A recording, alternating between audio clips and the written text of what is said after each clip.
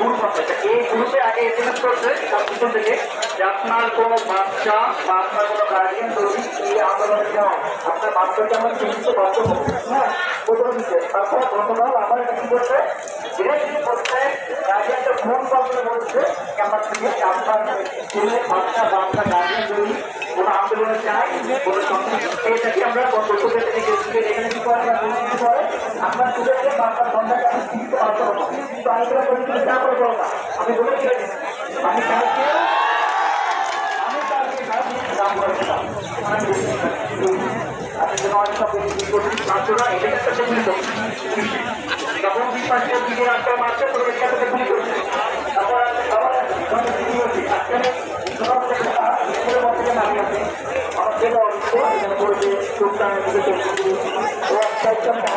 আমার বিশ্বাসের কথা হলো অনেক অভিভাবক আছেন যারা আপনারা ভয় পাচ্ছেন, আপনারা ভয় পাবেন না, ছিল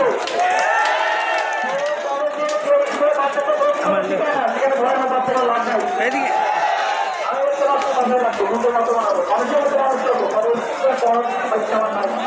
আমি রাখছি আপনারা রাস্তায় যাবেন, ধন্যবাদ, আল্লাহ